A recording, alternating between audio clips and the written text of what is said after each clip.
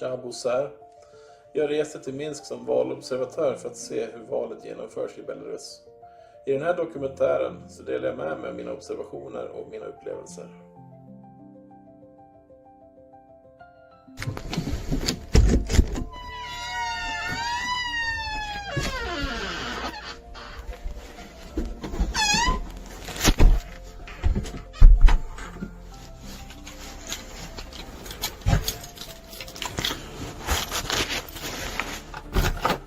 Den 3 januari, torsdag 2025. Då tar vi väskan och går. God morgon. Klockan är 28 ungefär.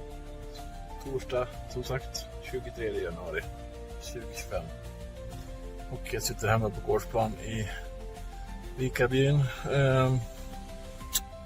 Västbjörken närmare bestämt. Och har packat bilen med de grejerna jag ska ha med mig. Och det väntar en intressant resa. Otroligt intressant. Jaha, då kör vi lite bil då. Åker ner till Rättvik. Se om vi kan hitta någon klädaffär som är öppen. De lär inte öppna än på en stund. Så köpa en slipsnål. Den förra tappade jag på ett dumt ställe. Så att slipsnål nästa. Ja, tankarna går ju lite grann fram och tillbaks. Vad man har gett sig in på. Men de som känner mig, de tänker nog att det ska till Bosse för något sånt där. Titta, slalombacken i Rättvik. Vit och fin. Det var brun för några dagar sedan för det hade smält bort all snö. Men nu har det ju kommit till natt där. Det blir perfekt för alla ungdomar som är ute på att åka slalom och snowboard och grejer. Där då var operation slipsnål avklarad. Nu åker vi ut ur Rättvik som är ett snöigt Rättvik. Men det är inte så kallt, det är 3 minus bara. Och sen snön är kvar när jag kommer hem. Jag åker hem på, vad blir det? På måndag blir det. Yes, på återseende i nästa klipp.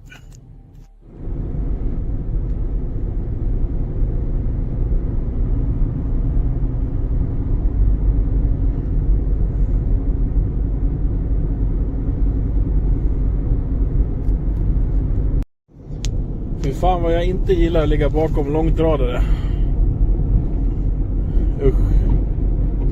Jävla moddigt och jävligt. men. Ja, det går ju inte snabbt i Gävle i alla fall. Jag har fortfarande inte kommit fram, men lägga bakom massa långtradare och plogbilar och fan och hans moster. Men nu börjar vi närma oss vid Sandviken nu. Ja, för fan, idag går det åt mycket spolarvätska. Den saken är klar. Tur att jag har en extra dunk i skuffen. Kommer nog behöva stanna och fylla på den snart. Det spelar ingen roll om man håller avstånd. Folk kör ju om och de kör som jävla galningar så det skvätter ju och har så. Jävla slasket. Jaha ja, då börjar vi närma oss Gävle. Där har man bott en gång i tiden. Men det är så jävla dålig sikt. Åkte precis förbi Valbo.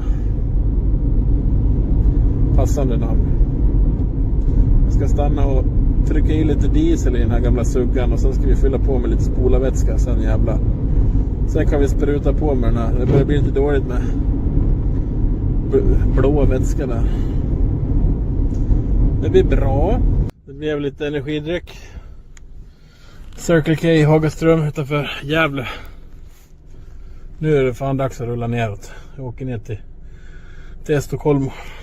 Ja, vi börjar väl närma oss med en bit kvar. Vi är i Knivsta kommun nu i alla fall. Passerade Uppsala precis. Jaha ja, då är jag i höjd med Arlanda.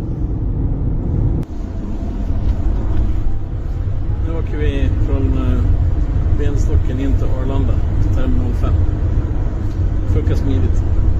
500 spänn för parkeringen.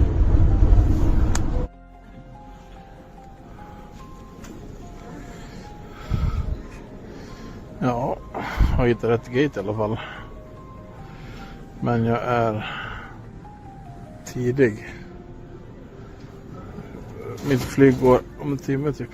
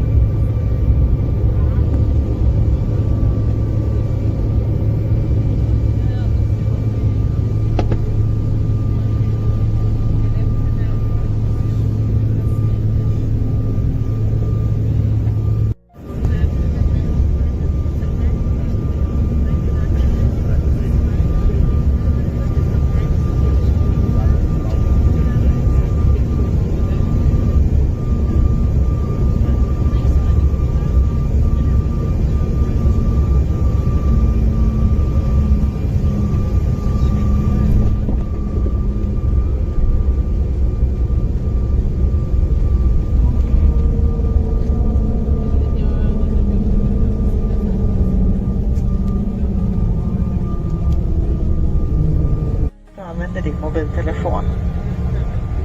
Vi ber dig vara försiktig när du öppnar bagagehyllan så att inget faller ut. Och ta gärna en extra titt omkring dig så att du inte glömmer kvar någonting ombord. Och var försiktig när du stiger ut ur planet och trappar ner Eberans. Och rökning är endast tillåten inom särskilda rökområden. Vi hoppas att du har haft en trevlig flygning tillsammans med oss på SAS. Och tills vi ses nästa gång så säger vi på SAS tack så mycket. Och vi ser fram emot att få välkomna dig ombord så snart igen.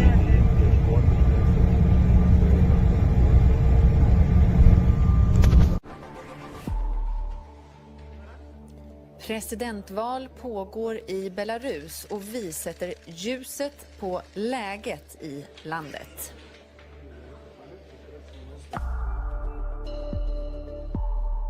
Välkommen till SVT Nyheter. Ja, Alexander Lukasjenko har haft makten i Belarus sedan 1994 och han förväntas förlänga sin presidentperiod med ytterligare 5 år i det som kallas för ett skenval. Idag öppnade vallokalerna för presidentvalet i Belarus. Här lägger ledaren Alexander Lukasjenko sin röst och räknar med en 7:e mandatperiod och ytterligare 5 år vid makten. Men EU har redan dömt ut valet och uppmanar andra länder att inte erkänna valresultatet. Belarus har drygt 9 miljoner invånare och är ungefär hälften så stort som Sverige. Efter självständigheten i början av 90-talet har landet fortsatt vara tätt knutet till Ryssland. Och sedan 1994 styrs Belarus av den auktoritäre Lukasjenko. Det finns mycket att prata om när det gäller det här valet. Med oss i studion så har vi Bert Sundström, utrikesreporter, och Inga-Lina Lindqvist som är representant för Belarus folkambassad i Sverige. Välkomna båda två. Innan vi pratar med er så ska vi gå direkt till Minsk där vår utrikesreporter Carl Frid Kleberg befinner sig. Du har varit ute och rört dig i huvudstaden idag, Carl. Kan du berätta om vad du har upplevt? Det man kan säga är ju att myndigheterna här, valmyndigheten och andra delar då av den här valmaskineriet har ju verkligen gjort sitt bästa för att ge intryck av en uppsluppen stämning, av ett välorganiserat val. Inga överraskningar, ingenting oväntat helt enkelt, som förstås också återknyter till de massprotester man såg efter förra valet. Jag har kunnat gå till vallokaler och prata med folk där, men det ska ju sägas att medan de som håller i vallokalerna och då är så att säga ansvariga för dem har absolut pratat och beskrivit stämningen som väldigt god och så vidare, så har det ju varit desto svårare att faktiskt prata med någon som har deltagit i valet, vare sig om hur de har tänkt inför valet eller deras åsikter i övrigt. Så att det kanske säger någonting också om den bredare stämningen i landet. Vad säger de valobservatörer som finns på plats och som du har pratat med? Valobservatörer från många av de så att säga, västorganisationer, om man säger så, som OSSE till exempel, som man ofta ser i de här valen, de är ju inte på plats. Valobservatörerna som har varit här och som man har kunnat prata med kommer istället till största del från så att säga, icke-västliga länder. Jag pratade med valobservatörer från Förenade Arabemiraten, från flera afrikanska länder, bland annat Zimbabwe.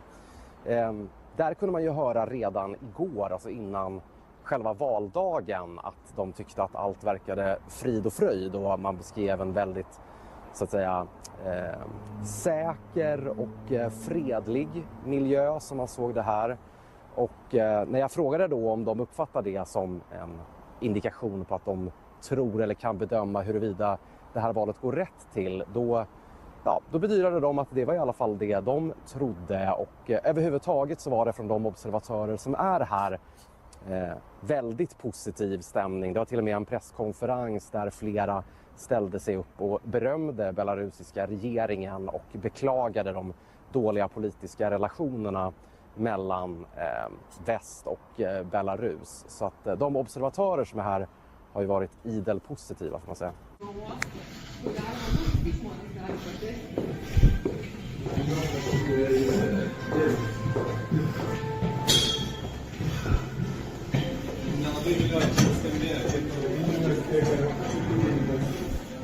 Tjena allihop, det är Bosse här. Jag har landat för lite stund sedan nere i Litauen, i Vilnius. Och flygresan hit gick väldigt fort. Den var inte väl, man hann åka upp och sen så skulle man landa igen i princip på andra sidan sjön. Så det var smidigt. Nu kommer jag att vänta ett tag tills det blir dags att hoppa på en form av buss. Och det är väl typ 3 timmar kvar eller någonting. Så fram till dess blir det att sitta här och chilla. Nu har jag lyckats få internet också, så nu kan jag kolla Facebook. Se vad som har hänt. Ses alldeles snart i nästa klipp.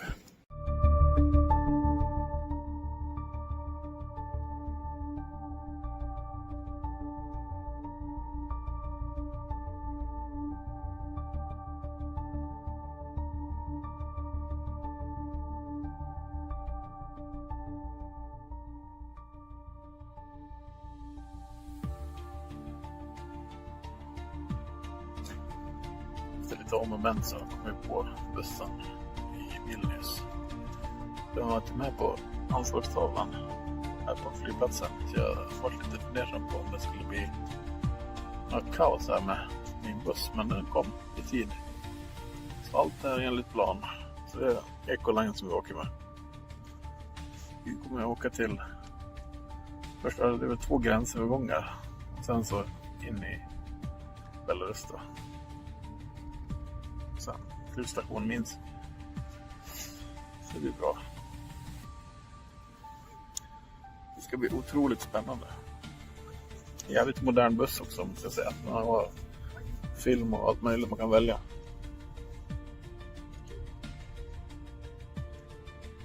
Allt möjligt.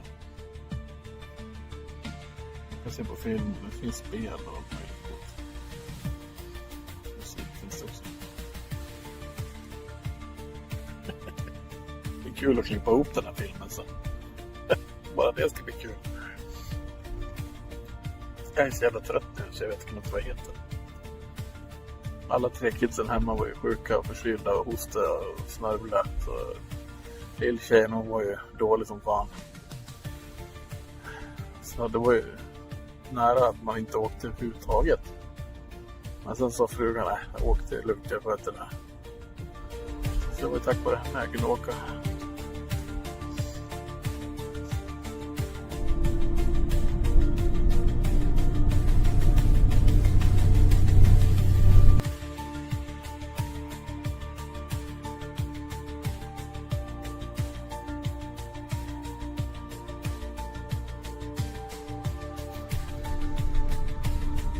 Klockan är 03:42. Vi kommer igenom nu. Gränsen. Det blir tid. Men det är bra. Jag tänker att jag borde kopiera mycket av den här gränskontrollen. Då hade vi haft mycket bättre koll. Helt korrekt. Всем доброе утро. Потихонечку просыпаемся. Мы с вами прибыли в город-герой Минск.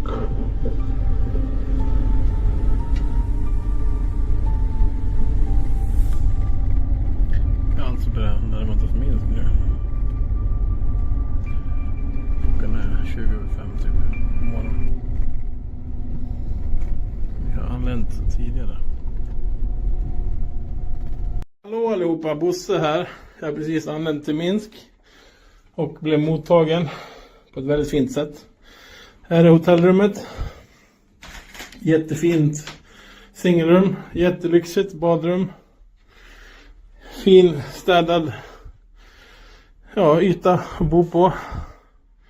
Säng, tv, minibar. Och så fick jag massa fina välkomstpresenter. Bland annat en fin mössa här. Och någonting ätbart tror jag det här är. Jag tror att det här är något... Jag vet inte tusan. Eller? Det är det nog. Jag kan inte belarusiska. Men jag tror att det där är någonting sött. Jag får se, någon av er kanske förstår vad det står. Jag har inte öppnat den än. Och här har ni mig. Springer runt här i kallningar. Jag slet av med kläderna direkt. Sätta och varit vaken hela natten typ. Sverige har någonting att lära av Belarus när det gäller gästvänlighet och när det gäller border control. Helt klart. Vi borde kopiera Belarus. Den där kommer jag ha på mig sen. Ser ut som en judodräkt nästan. Jag har hållit på med judo för många kilo sedan. Ja, vi ses i nästa film. Nu ska jag duscha och så ska jag sova. Tja tja!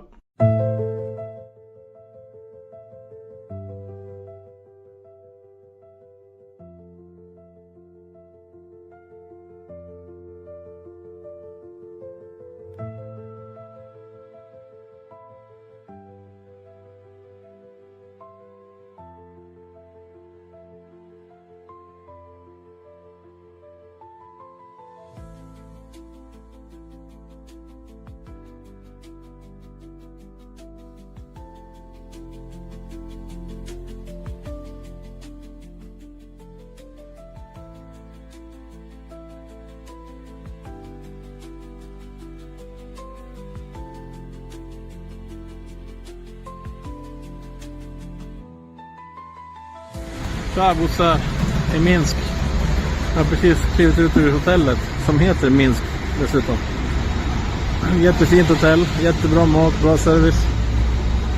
Allting är jättefint. Det ska bli kul, idag ska vi på lite event och lite evenemang. Kanske gå på något museum och lite sånt där. Det ska bli riktigt intressant. Så jag kommer tillbaka till nästa klipp.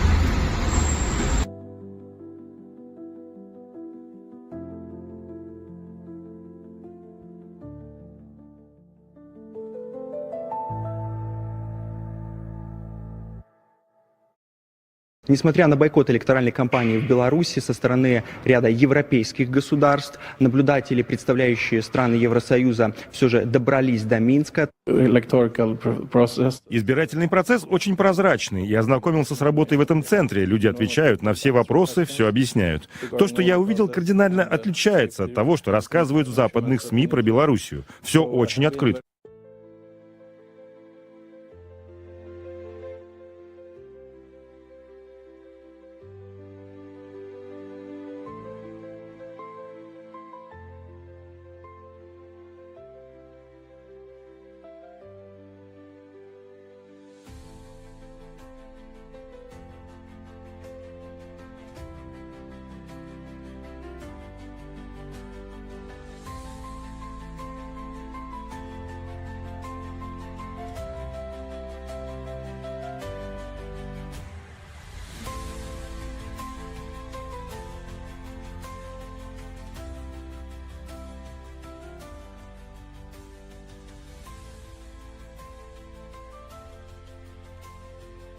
Tja allihop. Här har ni en trött Bosse som ligger på hotellrummet. Har precis varit ner och käkat en herrejösses middag här på hotellrestaurangen. Hotell Minsk heter det. Otroligt så här vackert dekorerad restaurang. Typ så här, om man tänker klassiskt stuk och så stora takkronor och grejer med pelare och hit och dit. Det var någon form av rysk jävligt god sallad till förrätt. Och så var det gös som var bakad med svamp och ost tillsammans med lite grönsaker. Det var jävligt gott. Och sen så kom de in med, eller han frågade om jag ville ha kaffe och typ mjölk eller så där. Jag bara, jag vill ha svart kaffe. Och sen så fick jag en strudel till också, typ äppelpaj. Sjukt jävla gott var det. Idag så från en sak till en annan. Anledningen att jag är slut. Jag springer runt på olika vallokaler, en hel del faktiskt, säkert ett 10-tal. Och bevittnat hur folk kommer in och hur de röstar. Och att de är bakom skärmar och att de här boxarna där själva rösterna blir låsta, de är förseglade. Och de har sånt här förseglingssil på typ. Så det går inte att liksom bryta bort utan att det syns. Ja, och sen så var det nationella valobservatörer också. Sådana som är från Belarus där, som ställer upp som funktionärer typ. Och bevittnar då. Och följer processen. Och de kan ju hela processen också. Så det är väldigt mycket kontroller och för att det ska gå rätt och riktigt till. Och det är väldigt likformigt. Varje vallokal har ju all information för väljarna som ska finnas på alla lokaler då. Uppsatt på ett tydligt sätt så att man kan ta del av det om man är belarusisk väljare. Mycket bättre upplägg än vad Sverige har faktiskt. Jag har varit sjukt imponerad. Och därför är det ju då lite extra intressant hur man i svensk och västerländsk media kritiserar valet här nere i Belarus. Jag kan ju inte svära på att alla vallokaler ser likadana ut, men jag kan berätta för de som jag har varit på. Och där var det totalt jättebra uppordnat och allting. Och jättehög säkerhet också. Det är inte vem som helst kan bara gå in där i vallokalerna. Ja. Så med det sagt så har jag inte sett några oegentligheter alls, utan allting har varit väldigt bra ordnat och väldigt transparent. Och de visade upp öppet allting, hur det fungerar processerna steg för steg för mig då, som neutral valobservatör från ett annat land då. Jag kommer bara följa processen helt enkelt, se hur det här valet går. Och sen så kommer jag göra någon form av slutrapportering sen. Händer det att jag blir intervjuad av media så kommer jag ställa upp såklart. Och jag kommer ju säga vad jag tycker och tänker. Jag kommer även kanske kasta in andra frågor bara för att passa på liksom och lyfta det här med NATO-medlemskapet till exempel, att Sverige fick inte rösta om det. Och så snackar vi om att andra länder är diktaturer, typ Belarus då. Fast att Sverige är den största jävla... Ja, ni får räkna ut resten själv. Så är det. Så jag haft en väldigt givande dag. Vi var och kollade på ett museum här i Minsk från andra världskriget. De visade upp massa gamla prylar och visade även upp lite hemska grejer då, på koncentrationsläger och sånt där. Massa människor som har dött. Det var ju typ en tredjedel som dog under andra världskriget, belaruser och vitryssar, av nassarna som kom hit och slaktade. Så att det var lite halvtungt att gå igenom just den delen av museet faktiskt. Man kände av det liksom, stämningen.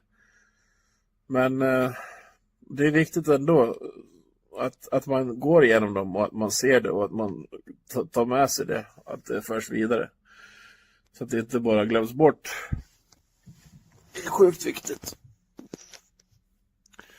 Ja. vad seriöst det blir när man ligger och filmar sig själv i en hotellsäng med håret är helt jävla uppfluffat. Men det är lite blandade ämnen när jag pratar i mina videos. Från jätteallvarligt till hårfluff. Men det får väl vara så då.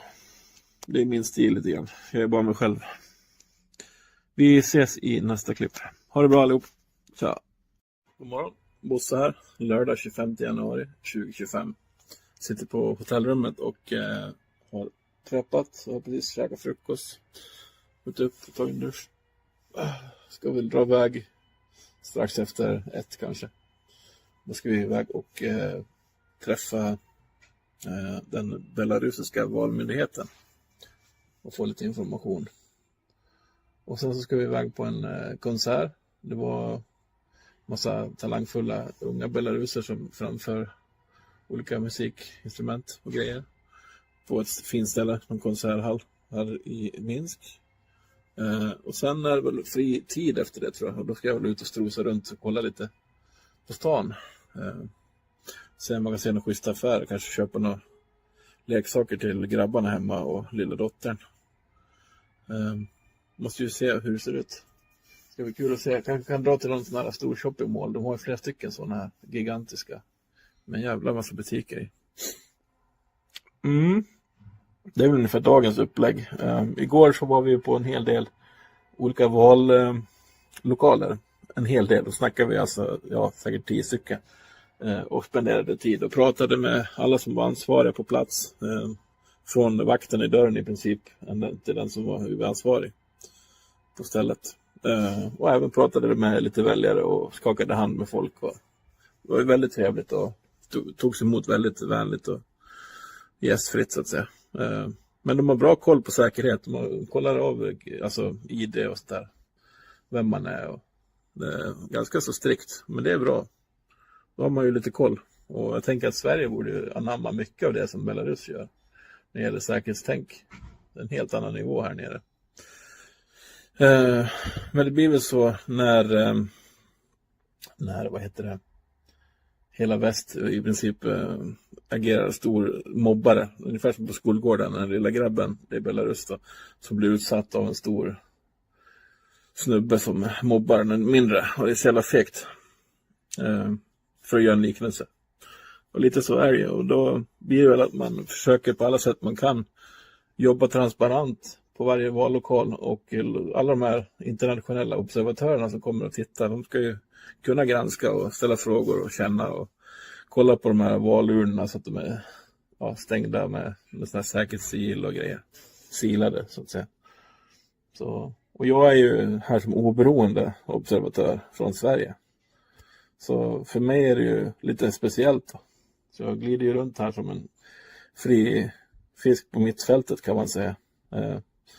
Så mycket intressant här nere. Lärorikt. Och jag har ju aldrig varit en sån här valobservatör någonsin innan. Jag har ju bara varit vanlig hederlig väljare hemma i Sverige. Så, men det ska bli kul att se vad vi ser idag. Så ses vi i nästa video. Ha det bra. Tja. Hallojs. Nu är klockan 12. Det är lördag fortfarande. Och jag har chillat på rummet en stund. Duschat och sådär. Vätskat på med massa vatten. Och se här. De hittade min slipsnål som jag har gått och letat efter hela morgonen. Jag trodde jag hade tappat den igen. Förra gången jag tappade en slipsnål, det var ju på ryska ambassaden när vi firade deras nationaldag förra året. Och det var en sån här silver slipsnål för 500 spänn. Så det var lite surt. Så nu köpte jag den här då innan jag åkte, som ni såg. För 198 kronor. Men den här har överlevt alltså. Och de har strykt den något jävligt fint och tvättat den. Så jag är otroligt nöjd. Mycket bra service på det här hotellet. Så är det. Ses i nästa film. Ciao.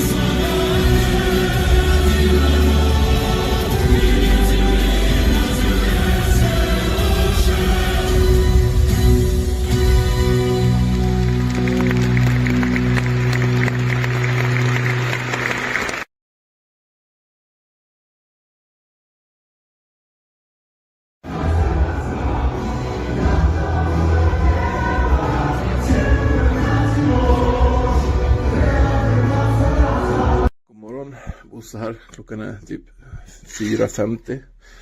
Det är söndag den 26 januari och jag står i mitt hotellrum i Minsk. Kollar ut genom fönstret. Det är en liten bakgård här, precis där jag bor. Det är inte för inte som man tänker att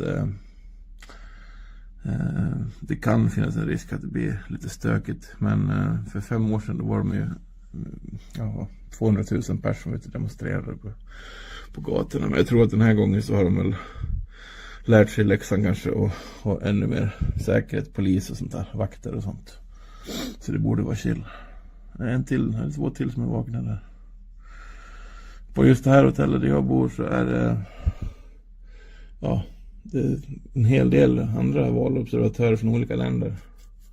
Så det är inte bara jag här, utan det var väl totalt sett tror jag det var över 400 personer någonting som är här och observerar. Plus alla de nationella, alltså inhemska observatörerna.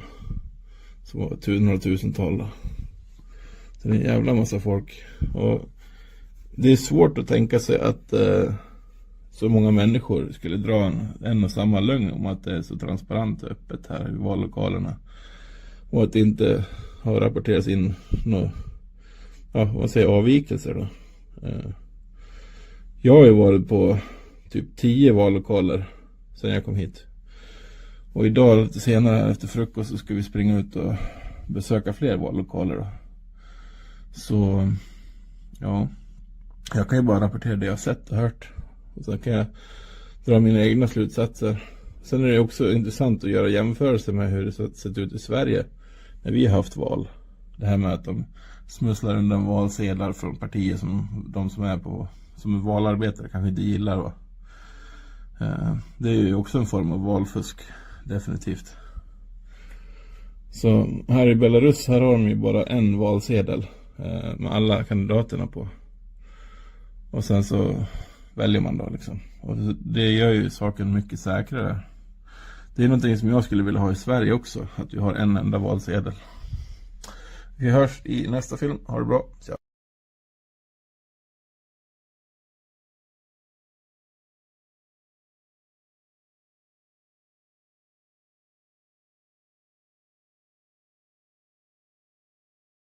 Here I am, Roger Olsson. I'm in Minsk at the moment at polling station number 16 at the National Technical University.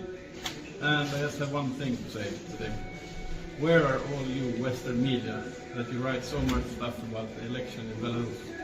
You're not here. How can you know so much when you're not here to see and witness how it is done? I can only say it's conducted in the best way, and there's no problem at all. Thank you very much. Står här i ett valbås i en vallokal. Alla vallokaler ser likadant ut. Man går in i en sån här liten bås och så väljer man sin kandidat. Därefter så går man med sin valsedel och lägger den själv i urnan där borta. Den lägger den här. Och man lägger i lappen själv, och det är en stor förbättring mot i Sverige där man lämnar den till en annan funktionär. Så det är mycket bra och transparent. Tack. Sverige på en ny vallokal här i Minsk, och idag är det presidentval här i Belarus. Och så här långt har jag bara sett bra saker. Det är väl organiserat, det är transparent, folk lägger sina egna röster i röstlådan själva. Så det finns ingen person som tar rösterna och lägger dem någonstans, utan här sköts det själv. Det ser el på också, som inte går att bryta. Allting är säkert. Så det är väldigt intressant att se vad mest västerländsk media snackar om det här valet. De borde komma hit istället och göra sin egen bedömning istället för att skriva en massa lögner. Nu står jag vid vallokalen nummer 11 i Minsk. Och vi är ute och kollar på alla möjliga vallokaler här nere i Belarus. Och det är väldigt väl organiserat och väldigt transparent allting. Så allting flyter på bra. Och jag har absolut inga avvikelser att rapportera alls. Allting har funkat bra. Johnson here. I'm at the polling station number 24 in Minsk. And we are here today. They have started the election. As you can see, they have already put the vote. And it's going fluently, well organized, good security, transparency, all good.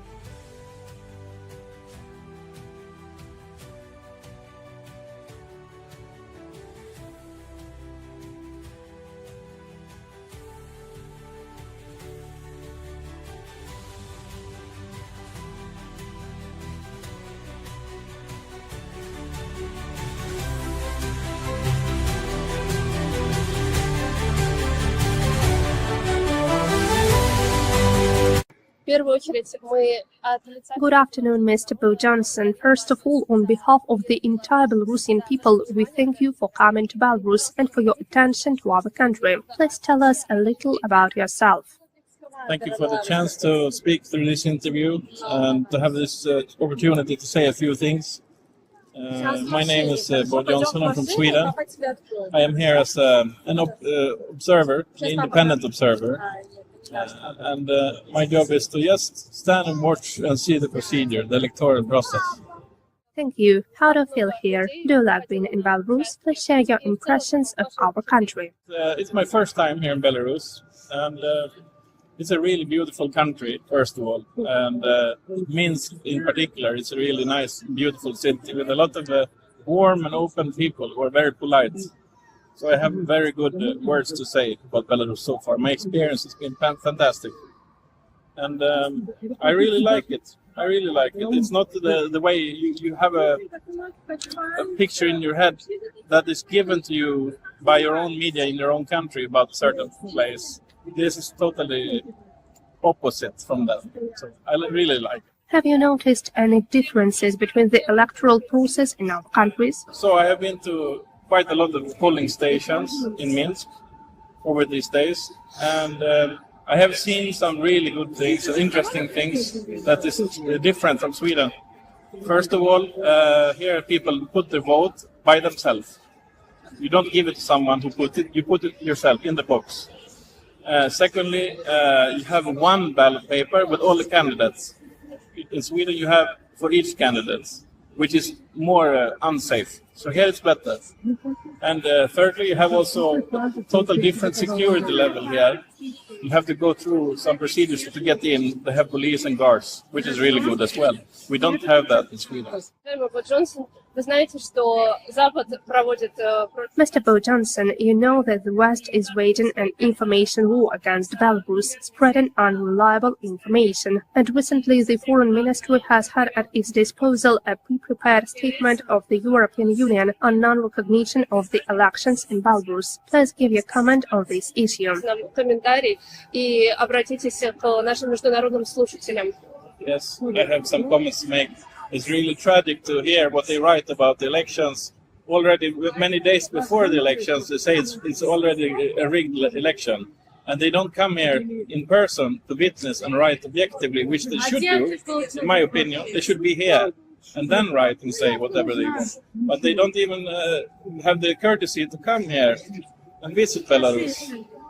It is full of propaganda, and it is something that I cannot agree with at all.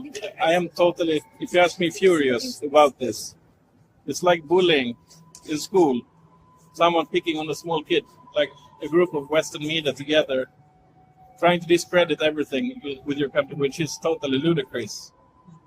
So I'm personally, I'm fed up with them, to say the truth.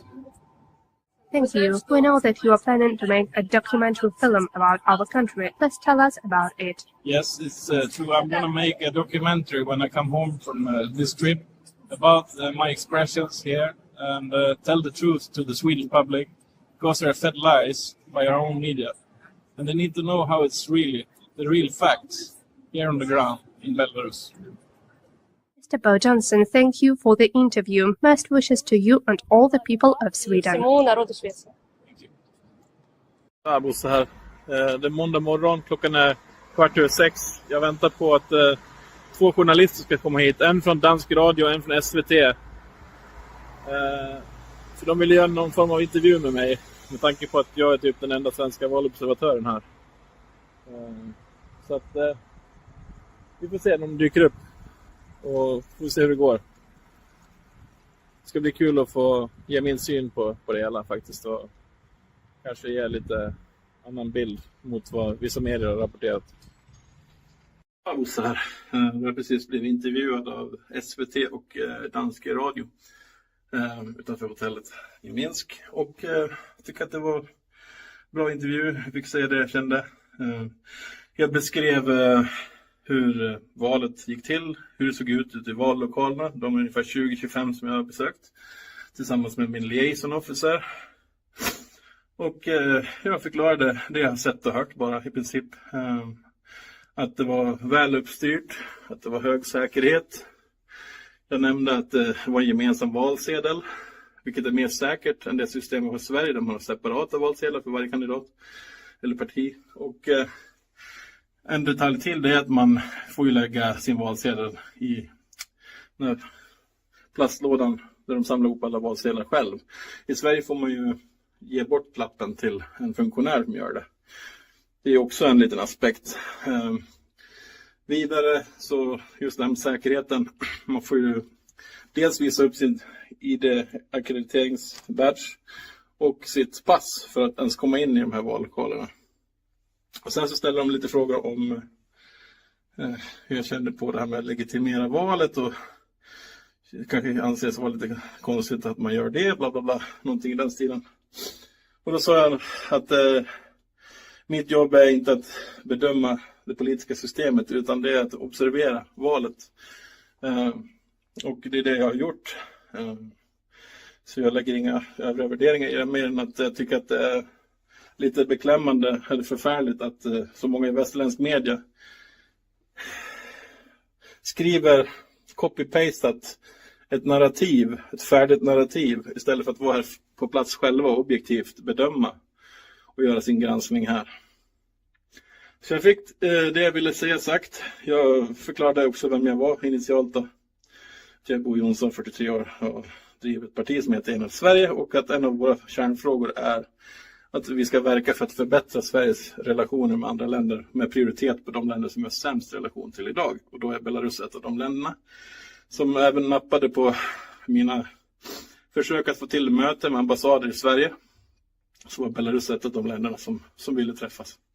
Och på den vägen var det att jag fick en inbjudan från utrikesministeriet. Så gick det till och jag kände inte att det var några kluriga, jobbiga fallgropar i frågorna, utan det var raka och öppna frågor. Så jag besvarade dem en efter en. Så nu ses vi i nästa film och det blir troligtvis när jag är på väg hem under resan här. För nu ska jag gå ner och käka frukost. Packa ihop väskan och checka ut från hotellet. Ha det bra. Tja. God morgon. Bosse här. 27 januari är nere i Minsk. Sista minuterna på hotellrummet innan jag checkar ut. En snabb liten uppladdning av telefonen som har lite kräm i den när man åker hemåt. Intervjun med SVT och Dansk Radio gick bra. Stod utanför hotellet på ett torg alldeles intill, om man säger, som var väl upplyst. Tycker att det var okej frågor. Jag kände att jag hade kontroll på dem. Inga konstigheter, jag sa exakt vad jag tyckte och tänkte och återberättade vad jag hade observerat och sett då, här nere. Så det var inga konstigheter. Nu ska vi åka hem. Det blir bussresa från Minsk upp till Vilnius i Litauen. Och så flyg därifrån upp till Arlanda. Och sen bilar vi upp till Dalarna. Och så får jag krama om mina barn och fru när jag kommer hem ikväll. Ses och hörs i nästa video.